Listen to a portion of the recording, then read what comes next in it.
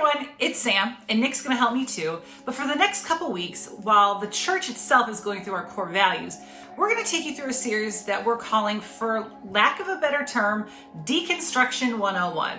Now I'm gonna be honest, we've tried thinking of a different title for this series, but for some reason, that's the one that seems to stick. Now, if you don't know what deconstruction is, don't freak out.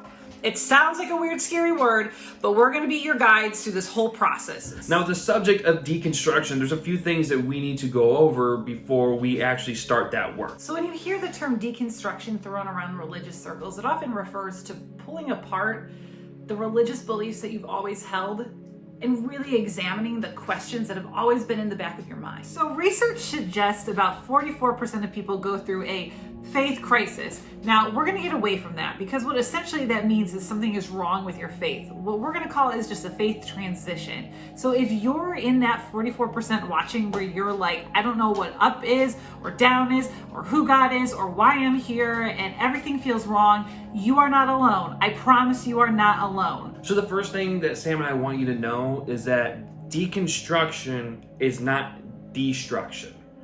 That doesn't mean that we are pulling everything apart and we're never rebuilding it. The point of deconstruction is to take things down to almost the studs and then find that foundation and build it back up. Along with that is that there are consequences to the art of deconstruction.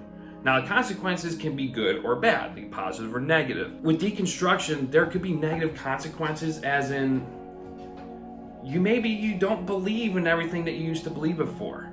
There's also that you can lose family members and friends and coworkers and people you've just gone to church with your entire lives because they're not where you're at. But along with that is that there's those positive consequences that maybe your faith gets deeper. Maybe you find a new niche of people to be around because maybe they help you grow in a different way that you've never experienced before. And probably the most important thing to deconstruction is that we were going to emphasize this a lot, that Sam and I's opinions are our opinions. Our beliefs are our beliefs. There's some things that Sam believes in that I may not. There's also things that I believe in that she may agree with or disagree with. The fine details are our own belief. And that's the great thing about deconstruction, is that you reconstruct your faith. It's your own path. It's what you believe. It's what in your heart you feel that God is leading you to.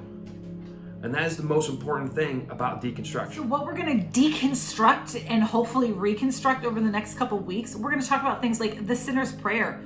How did that come to be? Why is it important? Do we even need it? Who said we needed it? We're going to talk about things like how to actually study the Bible. Are we reading it wrong? Talking about things like the literary styles in the Bible. Can a piece of scripture be a poem, a metaphor, and still be true? And lastly, we're going to break down worship.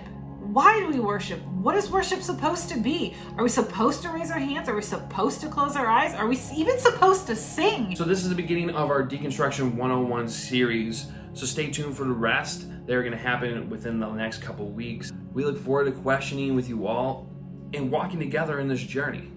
So until the next week, we'll see you later. Bye.